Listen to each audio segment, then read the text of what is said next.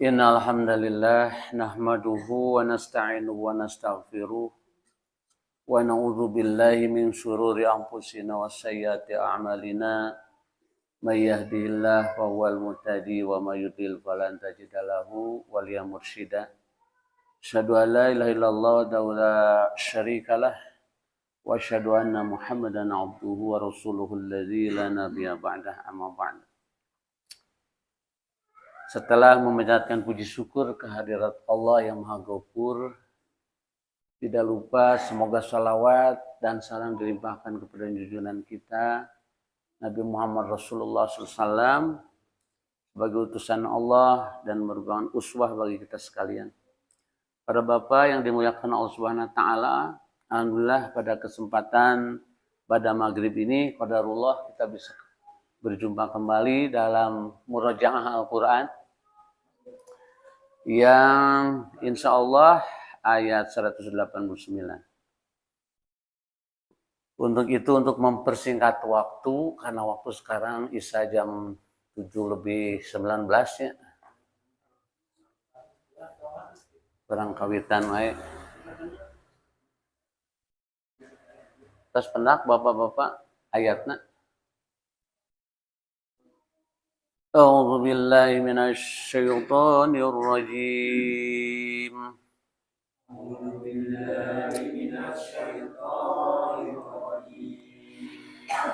يسألونك عن الأهلة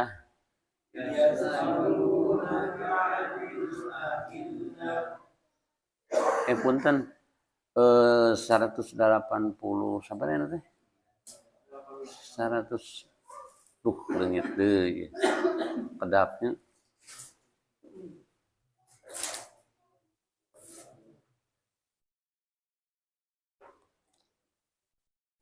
Seratus 187-nya Wang Sulandi berapa?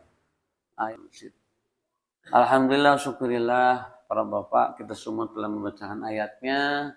Semoga dengan bacaan tersebut Allah melimpahkan rahmat serta syafaat untuk kita semua dari bacaan yang telah kita. Para bapak, ayat 188 ini, wala takulu amwalakum, janganlah kalian memakan harta-harta. Maksudnya, nuhun, jazakumullah.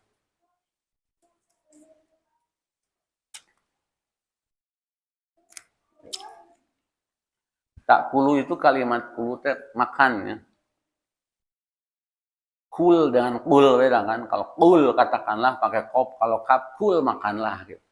Mantak mun maca Quran teh kudu bentes gitu. Ulah kul huwallahu ahad. Jadi makanlah Allah yang satu kan teh. Kul. Kalau kul artinya makan. Kulu washrobu, makanlah minumlah. Nah, kulu di sini memakan dalam pengertian luas memiliki harta. Ujung-ujungnya untuk dipakai kedahareun man harta. Amwalakum bainakum bil batil, janganlah kalian memakan, memiliki, menguasai harta di antara kalian dengan cara yang batil. Yang batil itu yang haram dengan cara yang tidak dibenarkan syariat. Mencuri, korupsi, manipulasi, apalagi dan lain-lain lah, gitu, dengan cara yang tidak halal. Karena harta yang halal itu al halalu bayinun, wal haramu bayinun. Yang halal sudah jelas, yang haram sudah jelas. Jadi yang dihalalkan harta atau harta yang halal itu yang hasil dari usaha orang, namanya pemberian, hadiah, warisan, pinjaman, itu hak. Atau yang halal itu hasil kerja, hasil pinjam. Sisanya ada yang subhat. Subhat itu lebih cenderungnya ke haram, bukan ke halal. Al halalu bayinun, yang halal jelas, yang haram jelas. Wa bainahuma kasubuhatin, di antara halal dan haram ada yang subuhat. Yang subuhat kan kumaha? Harta yang subuhat teh harta yang tidak jelas disebut haram, Saya dalil, disebut halal saya dalil. Seperti naon Pak? Barang temuannya, barang temuan. Itu kan subhat Pak. Menghi duit 100.000, wah milik jajan. Kan tidak boleh itu. Itu subhat. Subhat itu lebih besar ke haram. Artinya ya dosa, ada bukan milik kita. Kudu disalabarkeun heula satahun. Cenah hoream nyalabarkeun, geus saya tuh asupkeun kana kenceling masjid. Atau kecuali makanan, ya disebut barang lukotoh. Barang makanan manggi cau sasikat, antepkeun heula. Daripada buruk dikonsumsi we eta mah. Tapi barang yang awet seperti uang, emas gitu, harta harus ditunggu dulu setahun dan diviralkeun, disalabarkeun. Dengan cara yang tidak halal. Wa tudlu biha ilal hukam litakulu fariqam minal amwalin nas bil ismi wa antum ta'lamun. Kemudian ada orang yang membawa ke hakim agar bisa mengkonsumsi, memakan, memiliki sebagian harta orang lain dengan cara dosa, padahal kamu tahu itu teh dosa. Jadi kisahnya begini, ada seorang Pak, sebelum turun ayat ini, ada seseorang yang punya hutang. Orang yang punya hutang, kemudian tidak mau bayar. Dan saking lamanya ketika ditagih oleh yang menghutangkan, dia kalau bahasa Sunda mangangles gitu, bahasa Indonesia naon? Ngangles tidak mengakui itu. Naon can geus dibayar kamari encan cek naon, memang belum gitu. Kebetulan si orang yang menghutangkannya itu tidak punya bukti-bukti yang kuat. Mata kudu aya catatan oge. Kan dalam surah Al-Baqarah ya, panjang lebar tentang utang piutang. Kalau menghutangkan itu harus dicatat dan ada saksi. Wah, cenah piraya rokok sabatang. Di Islam kok dicatat. Nganyuk rokok ka warung catetkeun. Moal poho isukan. Mun teu poho kumaha. Jadi harus ada bukti-bukti yang menguatkan seperti kwitansi, tanda tangan, saksi. Kamu mau bisa ngangles kan? Ketika ditagih, mau bisa ngangles. Nah, si fulan itu yang meminjamkan itu tidak ada catatan dan lama. Ketika diterima, naon cenah geus dibayar. Kemudian kekeh hingga orang yang berhutang itu membawa perkara itu ke pengadilan. Jadi ilal hukam itu dengan tujuan ingin menang dia. Ingin menang, ketika dia menang maka hutangnya kudu dibayar gitu. Jadi tujuannya kan motivasinya sudah batil. Kulantaran yang menghutangkannya itu tidak bukti, kalah di pengadilan. Dibebaskan oleh pengadilan. Si Anu tidak punya hutang kesimpulan. Itu kan cara yang batil. Bukan hanya batil, kurang ajar, curang, naon deui, zolim gitu kan. Udah nginjem, nggak mau bayar, diadukan ke pengadilan, dia ingin memenangkannya karena ingin bebas dari hutang. Kan itu zolim pisan kan gitu. Nah itu jadi asal muasalnya itu ada seorang yang kasusnya seperti itu. Kemudian hakim menjatuhkan vonis bahwa dia itu tidak berhutang. Nah, wa antum ta'lamun, padahal dia tahu, dia tuh tahu belum bayar hutang karena tidak punya uang terbayar, kemudian hutangnya gede, yaitu tadi caranya seperti itu, mendolimi, memanipulasi. Rasulullah SAW pernah bersabda dalam sebuah hadis, ala innama ana basyarun, sesungguhnya aku, kata Rasulullah, adalah manusia. Maksudnya Rasulullah itu kan dari unsur manusia, bukan malaikat.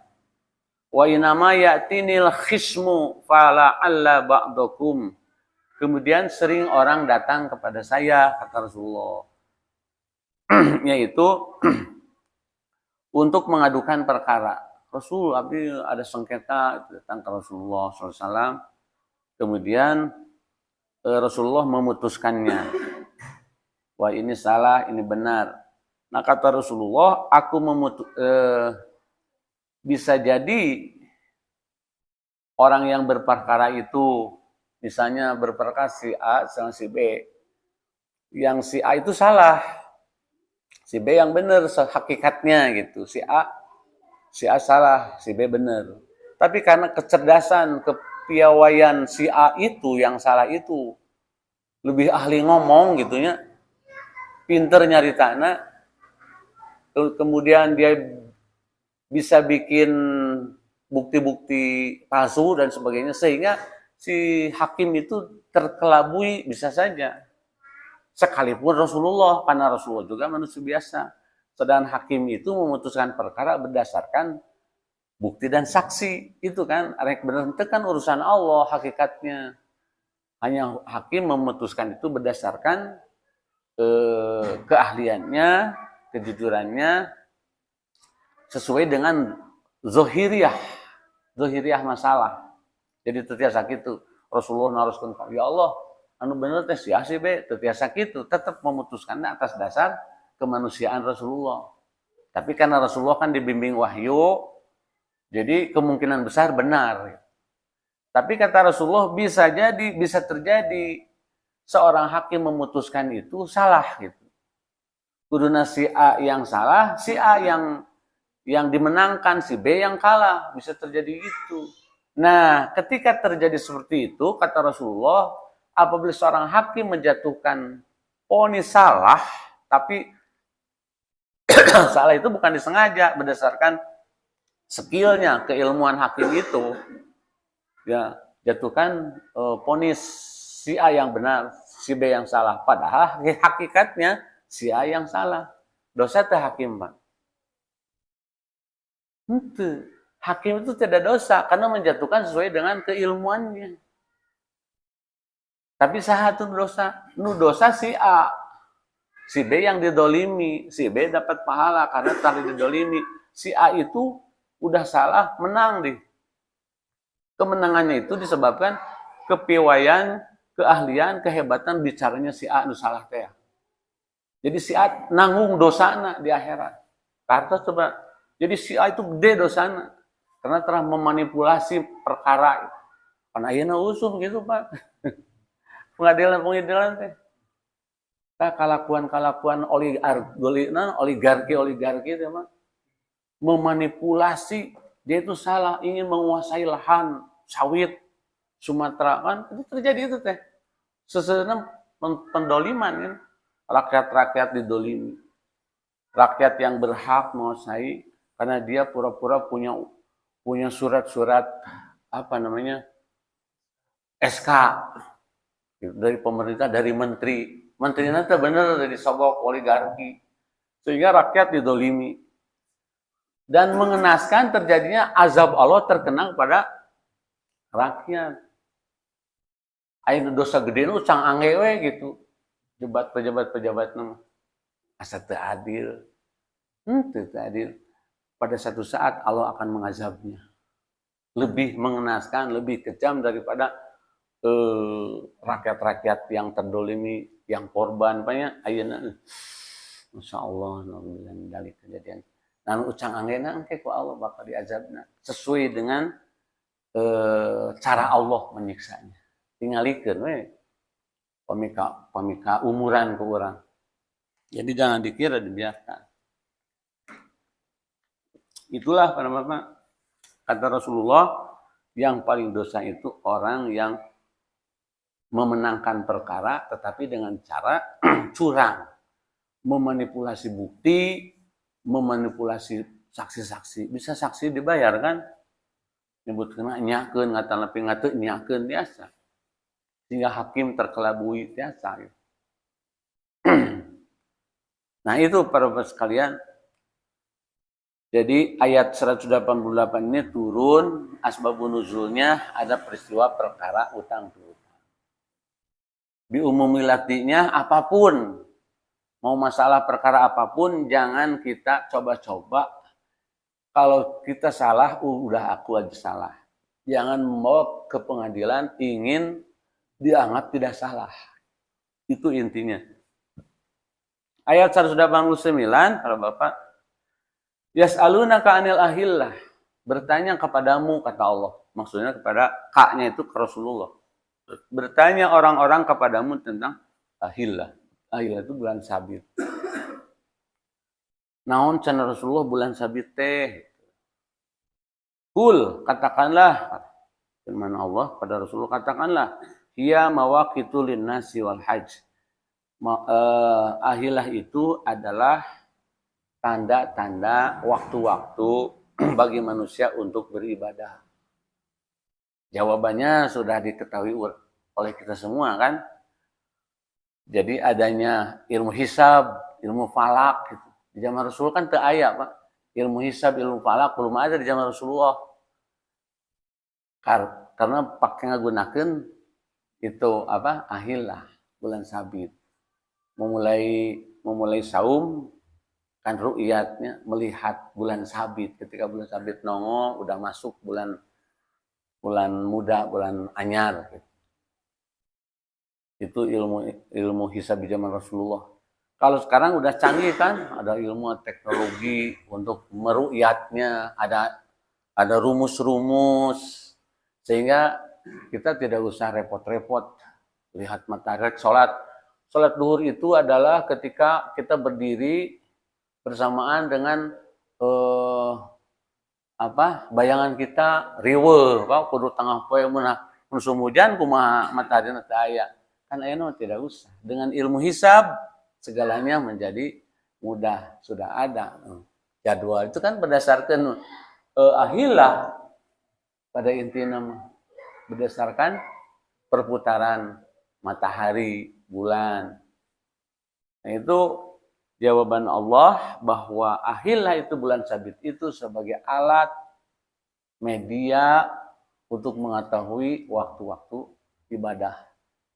Adanya hari Senin, Selasa sampai Ahad, kemudian adanya saum yang berhubungan dengan waktu, dengan tanggal, ada saum sunat Senin Kamis, ada sebagian berpendapat tadi saum Rajab banyak, meskipun hadisnya dhaif masih dipermasalahkan. Ada lagi hadis Ayamul Bid kaping sabaraha? 13, 14, 15 tiap bulan kade, bukan tanggal Samsiah, tanggal Komariah, Almanak Islam, tanggal 13, 14, 15. Itu berdasarkan bulan sabit kan, ahillah. Ibadah haji tanggal sabaraha? Tanggal 8 wukuf di Arafah. Itu kan berdasarkan ahillah semua waktu-waktu yang berkaitan dengan ibadah. Kemudian firman Allah, walaisal biru antatul buyuta min duhuriha. Jadi walaisal biru teh teu hade gitu, tidak baik, bukan kebajikan. Ketika kalian datang ke rumah itu memasuki rumah-rumah itu dari belakang rumah. Nah, ini Pak berkaitan dengan tradisi kepercayaan orang-orang Ansor waktu dulu, orang musyrikin, orang jahiliyah. Jadi kepercayaan apabila pulang dari bepergian teh atau pulang dari ihram, pulang ke rumah teh menang jalan hareup. Ada yang lewat para gitu tuh, para jalan teh. Atau jalan pintu belakang. Kalau tidak punya pintu belakang, jika rorompok, rumah saya kan pantenan hiji di depan wungkul, naik ka luhur kana jendela. Nah kikituan kepercayaan anak gitu, mun teu kitu pamali sakumaha. Nah, jadi kebiasaan tradisi itu yang dibawa oleh orang-orang jahiliyah dulu. Ketika Rasulullah diutus jadi Rasulullah, masih terdapat kepercayaan seperti itu. Maka dibantah oleh Allah, bukan teu hade gitu. Laisal biru bi antatul buyuta min dzurriya. Bukan sebuah kebaikan. Karena menurut pendapat mereka kudu kitu ya teh alus. Cara seperti itu teh baik. Kalau tidak, pamali gitu istilah urang mah. Kalau pamali teh naon bahasa Indonesia teh. Ya itulah semacam kawalat perkara itu. Maka dibatalkan oleh ayat ini, tidak boleh begitu. Allah Subhanahu wa taala tidak termasuk orang yang baik, orang yang memasuki rumah dari belakangnya. Nah, terus menjadi adab kan ketika kita bertamu tong jalan dapur. Ketuk pintu teh jalan dapur, ngotrok jendela, kapayun karena pintu depan. Adabnya seperti itu, kecuali anggota keluarga.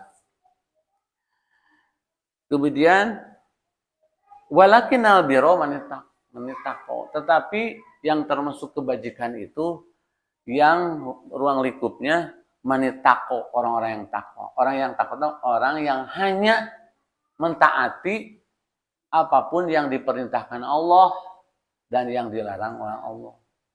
Ketika kita tidak menemukan dasarnya bahwa Allah itu menyuruh yang berkaitan dengan kebajikan, dengan syariat, tidak boleh kita menganggap baik, sesuatu itu baik kalau tidak ada dalil. Nah, yang berkaitan dengan keyakinan kepercayaan itu bisa jadi musyrik. Cenah ieu ceuli bareureum wae ngomong teu, nah itu tetep kira. Itu khurafat disebut. Khurafat itu ya termasuk bagian dari syirik, musyrik. Misalnya kupu-kupu rek aya tamu, itu kan tidak ada dasarnya di dalam Islam. Dari mana? Itu berasalnya dari keyakinan-keyakinan non-Islam. Mungkin dari ajaran animisme, atau ajaran-ajaran Hinduisme, ajaran-ajaran karuhun. Nah kita, karena kita sudah samina wa ata'na menjadi muslim, harus ditinggalkan keyakinan-keyakinan seperti itu. Kalau tidak mau meninggalkan, ya bukan orang takwa. Orang takwa mah yaitu imtisalul amawiri wajtinabu nawahihi. Jadi imtisalul awamiri, menyesuaikan diri dengan perintah Allah, wajtinabu nawahi, menjauhkan diri dari apapun yang dilarang oleh Allah. Rek nu haram, rek nu makruh, nu subhat, sadayana ditebihan. Itu orang yang takwa itu. Watul buyuta min abwabiha, oleh karena itu masukilah rumah kalian itu min abwabiha, dari pintu-pintunya. Tong kapara, tong kana janela. Ya Gusti udah biasanya sok kana pantongan pan adu tos uy-uyan tebih gitu. Nah Rasulullah masuk sholat duha. Kalau Rasulullah sudah bepergian jauh, ketika pulang ke rumah sholat duha 2 rakaat.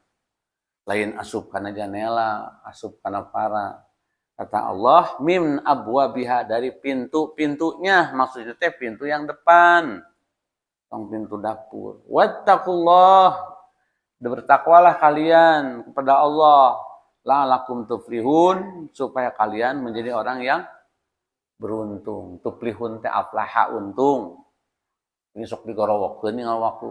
Ya alal falah, ku Pak RW jeung Mas Dalang. Hayya 'alal falah, hayu mari kita menuju kepada keberuntungan. Ngan jelema teh mung aruntung teh dari ka masjid wae di bejaan ke. Ayo can orang ka masjid. Kita menghadiri keberuntungan, untung keneh dagang. Itulah ya manusia. Kemudian ayat 181 bab perang ya Bapak, bab perang. Bab jihad. Wa qatilu fisabilillah, berperanglah kalian di jalan Allah. Nah, ini teh ayat pertama yang Allah turunkan tentang perintah perang pada Rasulullah, Pak. Sebelumnya tidak ada perang. Umat Islam aya nu dicekek, aya nu dibaledogan keur salatnya. Aya nu macam-macam disakiti, didolimi, cicing we Rasulullah dan para sahabatnya tidak mau perang karena belum ada perintah. Kan segala sesuatu harus ada perintah dulu. Nyowanan wae. Nah, itu ketika Rasulullah di Madinah, karena ayat ini turun di Madinah, ada waqatilu fisabilillah. Sekarang berjihadlah di jalan Allah. Peranglah.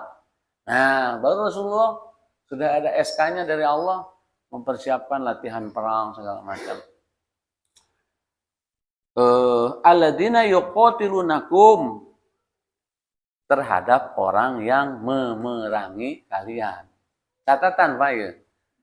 Jadi pada dasarnya hakikatnya perang teh temenang orang Islam. Walau tidak boleh perang. Sok damai lah. Tong parasea atuh jangan sok mending damai we. Gitu kan. Hakikatnya mah. Tapi kalau sudah deadlock, sudah tidak bisa didamaikan, harus perang, ya perang gitu. Kata Allah teh. Karena mereka memerangi. Jadi Rasulullah SAW bersama para sahabat perang. Pertama teh perang naon, Pak? Perang Badar yang pertama kali itu. Perang Uhud, perang Khandaq, perang semuanya dimenangkan oleh orang Islam. Tidak pernah kalah perang teh. Kenapa? Karena dibantu ku malaikat, ku Allah, gitu kan. Pertama perang Badar. Umat Islam dengan 300 orang kafir 1000. Nah, bisa menang orang Islam. Karena yaitu dibantu oleh Allah. Dan yang kedua, yang memerangi mereka dulu, bukan orang Islam, yuk perang, orang perangan, orang kafir. Tidak seperti itu. Karena mereka merencanakan akan menyerang umat Islam, ya kita harus mempersiapkan. Dari Palestina, para rangte dalian kahayang orang Islam, itu, orang Yahudi, orang Israel, memerangan terus, ya otomatis kaum muslimin mempersiapkan diri. Gitu. Jadi perang teh sebuah kewajiban, keharusan apabila ada perintah Allah temenang carici ketika mereka memerangi kita. Gitu. Jangan menyerah. Ketika perang, kata Allah, wala ta'tadu. Jangan melampaui batas. Ada berperang teh aya, Pak. Jadi fikih siasah, fikih perang teh ada. Di antaranya kita harus punya skill. Laki-laki setuju mulut bawa perang teripu karunya. Yang badannya masih sehat gitu, punya keahlian berperang, baru perang. Kemudian ketika perang ada adab-adabnya, yaitu wala ta'dilu wala tadu, janganlah berlebihan. Artinya ada orang-orang yang tidak boleh diganggu. Pertama perempuan, kecuali perempuannya tentara kafir kan. Jangan membabi buta gitu. Aya awewe oge perangan, gelis, perkosa, temenang gitu. Anak kecil bunuh, tidak boleh. Aki-aki bunuh nggak boleh. Tidak boleh, tetap harus dijaga. Bahkan hewan, pohon tidak boleh dirusak. Sejika ayeuna itu perang teh. Nuklir, bom itu, ngerek dibunuhna jelema, nu hancurna gedung. Kan geus teu beres aya nu perang teh. Adi teh kitu kumaha manehna sarua. Orang kafir juga sama ingin membinasakan kita. Apa boleh buat? Sok mun ayeuna perang orang Islam pakai pedang juga baheula. Malahan orang Yahudi pakai bom. Hancur itu orang. Tetap asbab kemenangan itu harus dipersiapkan. Penting mah aya bantuannya ti malaikat. Ada ridho Allah. Kita berperang mana peso bedog. Hari itu mau senjata, senapan mesin, AK-47, kumaha itu. Tetap kita harus pandai menggunakan senjata, bom, segala macam. Tapi tidak berlebihan. Tidak membunuh wanita, anak-anak kecil, lansia, pohon, hewan. Gitu. Jadi itu orang sembarangan, kudu jelas dia musuh orang. Bahkan para rahib-rahib, pendeta-pendeta, yang tidak ikut berperang jangan dibunuh. Oh ya di gereja ya cenah aya pendeta yo. Kaum muslimin tembakan temeunang da teu milu perang manehna mah. Keur ibadah di gereja. Nah itu jadi jangan sampai berlebih-lebihan dalam berperang. Innallaha la yuhibbul mu'tadin. Sesungguhnya Allah tidak suka pada orang yang melampaui batas dalam berperang atau dalam segala hal juga. Kedah wasatonia kan ya. Wasatonia teh sineger tengah. Ulah gitu, ulah kacida teuing bageurna, ulah kacida teuing galakna, sedang-sedang sesuai dengan situasi kondisi. Ayat 181 waktu luhum haisu sakib tumuhum wa ahrijuhum min haisu ahrajakum. Nah, dan bunuhlah mereka di mana saja kamu jumpai mereka. Kade Pak ayat ieu kudu hati-hati. Jadi ketika ada orang-orang musyrikin, Wahai orang musyrikin, bunuh wahai orang temenang dalam kondisi nakar perang itu. Jadi pertama kondisinya sedang berperang dan mereka yang nyerang kita. Tapi kalau mereka tidak menyerang kita, jangan ujug-ujug di parehan tuh warga itu teh kafir wungkul, nanti musyrikin wungkul, nganggap Allah beranak, sok nyemah patung, nyemah salib, bunuh orang, jangan, kan temerangan manehna, bukan kafir harbi. Tapi ketika mereka menyerang, pada kalian bunuh dimanapun gitu. Jadi paktuluhum haitsu saqitum, dimanapun kamu ketemu orang-orang musyrikin, ketika berperang bunuh, jangan tong asa-asa, cekek, tubles kumawe lah, tembak gitu. Jangan asa-asa. Kenapa? Wal fitnatu asyaddu minal qatli. Fitnah itu lebih kejam dari asyaddu minal qatli, lebih kejam dari mereka itu sudah merusak agama. Agama sudah dirusak, menimbulkan kemusyrikan, menganggap Tuhan kepada Nabi Isa, menganggap Tuhan kepada Uzair dan sebagainya. Kaum musyrik itu menganggap Tuhan kepada Lata, Uzza, Mawa, kepada Tuhan-Tuhan selain Allah. Itu kejahatan melebihi pembunuhan gitu. Jadi dia asyaddu minal qatli, fitnah lebih kejam dari pembunuhan. Dalam pengertian fitnah di situ adalah orang membuat-buat agama menandingi Islam. Orang yang membuat-buat agama selain Islam itu adalah fitnah. Dan perilakunya itu lebih kejam daripada membunuh. Oleh karena itu bunuhlah mereka gitu, ketika berperang. Atau jangan merasa kita itu kejam, merasa kita itu ya gitulah. Jangan merasa kasihan gitu. Karena mereka tidak kasihan kepada kita, mereka tidak kasihan kepada agama Allah. Bunuhlah mereka gitu. Tapi ada yang mengartikan, bunuh di mana ya? Ayo jalan musyrik, bunuh atau pupugu. Tidak boleh.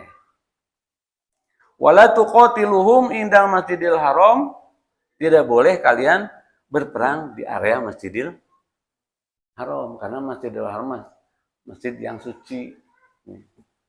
Suci tidak boleh berperang, kecuali di zaman Rasulullah pernah nyerang ke masjid, banyak diantep itu.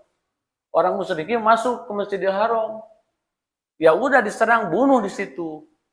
Jadi hatta yuqatilukum fi, kecuali mereka itu menyerang di situ, di Mekah. Fihi, di situ memeranginya. Fa in qatalukum faqtuluhum, apabila mereka ingin membunuh kita, bunuhlah mereka. Piheulaan ku urang, gitu kan? Jangan wiyoslah dia mau disahid. Aya orang kafirin, orang musyrikin rek merangan urang, geus mau ngalawan abdi mah dibunuh ge. Ngarah syahid, lawan heula. Ketika sudah melawan kita terbunuh, itu namanya syahid. Kadzalika jazaul kafirin, demikianlah balasan. Jadi membunuh mereka itu balasan dari Allah bagi orang-orang yang musyrikin atau musuh Islam. Yang terakhir, fa inin tahau, kalau mereka tidak berhenti untuk memusuhi kita, atau apabila mereka berhenti dari memusuhi kita, fa innallaha ghafurur rahim. Allah itu Maha Pengampun lagi Maha Penyayang. Sok orang-orang musyrikin geura ararinsa. Da Allah mah akan menerima tobat-tobatnya. Musing dosana ge salaput hulu, cek bahasa namanya, siap Allah akan menerimanya. Tidak ada orang yang tidak diampuni Allah sebelum ajal tiba. Kecuali musyrikin terbawa mati geus daya ampun. Innallaha la yaghfiru, Allah tidak akan mengampuni kepada orang musyrikin, kepada perbuatan musyrik. Itu para Bapak yang dimuliakan Allah Subhanahu wa taala, alhamdulillah telah tiba sampai ayat 192.